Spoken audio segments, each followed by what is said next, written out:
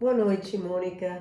Obrigado por vir de novo a falar conosco de um tema hoje muito delicado, que é o assunto da violência doméstica, especialmente em relação às crianças, a violência doméstica infantil. Pode nos dizer mais sobre esse conceito que você inclui dentro dessa classificação?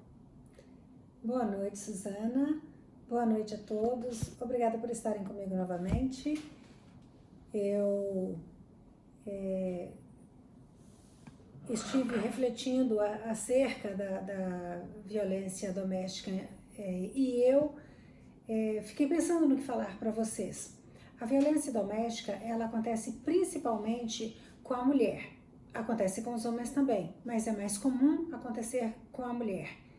E atualmente é considerado, principalmente depois da Lei Maria da Penha no Brasil, toda a violência contra a mulher, psicológica, física, emocional,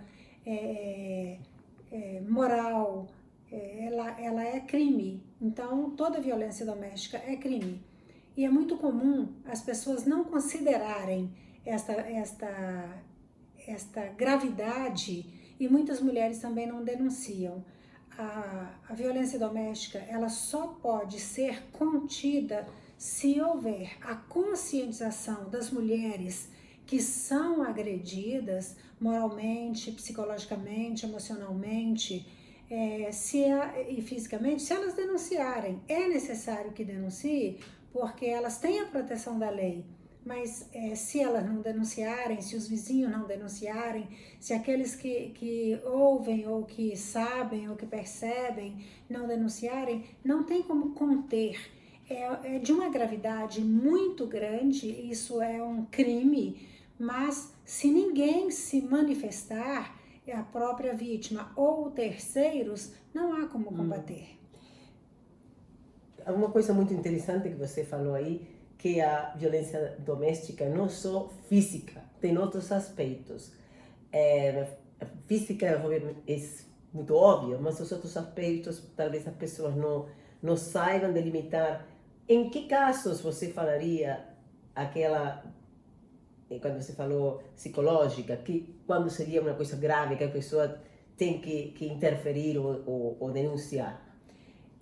No caso de marido e mulher, pessoas que vivem juntas, a ofensa com palavras, as humilhações, a forma de denegrir a imagem, ou a atitude ou a ação do companheiro, ou do filho do companheiro, ou dos próprios filhos. Então existe muita violência psicológica, violência moral, dos pais com os filhos, coisas que os pais falam com o filho para ofender, que magoam, e são palavras que ficam para o resto da vida. É necessário que as pessoas da própria família percebam e alertem a pessoa de que, se ela continuar fazendo isso, ela será denunciada, e é um crime inafiançável. Uma vez que existe a denúncia, existe se gravar, por exemplo, a gravação é uma prova. E é necessário que isso seja feito para que isso barre, porque não existe nenhuma outra forma de parar com a violência doméstica se não for punindo aqueles que cometem o crime. E se as pessoas não se interessarem em denunciar, ou tiverem medo de denunciar, a pessoa que denuncia, ela não é uma pessoa normal, ela é uma pessoa comprometida mentalmente, ela possui uma doença mental. Então é necessário que se denuncie para que ela seja indiciada, e se tiver que tratar, ela será encaminhada para tratamento. Mas esta é a única forma de parar com a violência. Estou aqui controlando o tempo, porque sei que temos poucos minutos e este tema é muito, muito vasto. Vamos entrar agora mais no específico do infantil. O que você tem para falar para as pessoas a respeito desse tipo de violência e que se deve fazer a mais do que você já não falou? Muitas vezes a mulher se casa com um novo companheiro e o próprio pai também comete muita violência doméstica, ofendendo a criança, humilhando a criança, expondo a criança ao ridículo, discriminando a criança, comparando a criança com outras crianças dos vizinhos. Então, essas humilhações, essas exposições, essas palavras críticas, debochadas, cínicas, que é comum fazer como forma de brincadeira de mau gosto, isso marca profundamente a criança. E quando é o caso de um companheiro que não é o pai, muitas vezes o companheiro também ridiculariza a criança, fala mal da mãe com a criança, põe defeitos na criança, põe apelidos na criança. Tudo isso é violência psicológica. E menosprezar a criança, dizer que ela é burra, que ela é feia, que ela não dá para nada, que ela é tão defeituosa ou tão imperfeita ou tão feia ou ruim quanto a mãe, isso é muito comum acontecer dentro de casa. E se não houver alguém interessado em filmar isso e denunciar, isso não vai parar, e as marcas que ficam nessa criança ficam para sempre. Não tem como tirar essa marca depois, não tem como colocar um curativo nisso. E isso vai marcar a criança para toda a vida. Sim. E o que se pode fazer em termos de educação? Tem uma coisa que possa ser feita para a conscientização das pessoas de que esse tipo de atitudes não é correto? Você usou uma palavra perfeita, que é a conscientização. Essas pessoas precisam ser denunciadas ou alguém próximo dizer que isso não está certo e falar que isso é crime e que certamente essa pessoa irá presa se ela não mudar de atitude.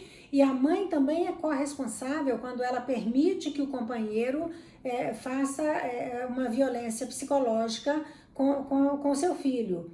E Sim. Muitas vezes as mulheres têm medo de se separar porque acha que não vai dar conta de criar o filho sozinha, e também tem medo das ameaças do companheiro, mas é necessário preservar a integridade da criança, integridade física, integridade moral, integridade psicológica, integridade moral. E a única forma de fazer isso é afastar o agredido do agressor. Sim. E não importa as condições da mãe, ela precisa procurar ajuda, ela precisa tomar consciência que esta criança não tem que passar essas humilhações porque ela está se omitindo de denunciar. E quando a mãe se omite de denunciar, ela também é responsável. E a violência doméstica, ela não acontece só do homem para com a mulher, nem do homem para com o filho. Acontece também da mãe para com o filho e da mulher para com o homem. Então, é um assunto muito grave que só tem uma forma de parar. A denúncia ou a disposição da mãe em Quando falamos, temos 2 minutos, mas de repente você vai ter que fazer outra sessão para continuar falando do tema.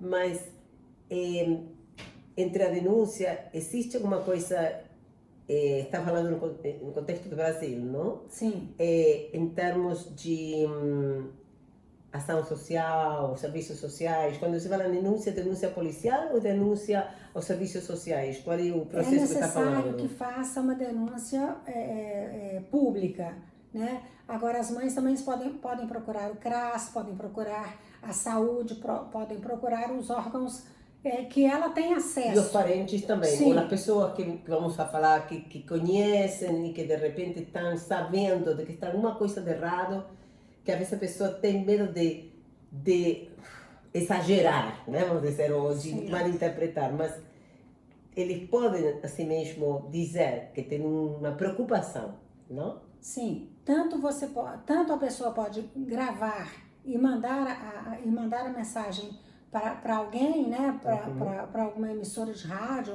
ou para televisão, ou para o próprio CRAS, que eles vão ajudar nesse processo. A assistência social, ela vai ajudar a prefeitura, no caso de cidade pequena, ela tem a obrigação de ajudar essas pessoas que não têm recursos ou não tem conhecimento e nem cultura para dar andamento numa situação. Aí.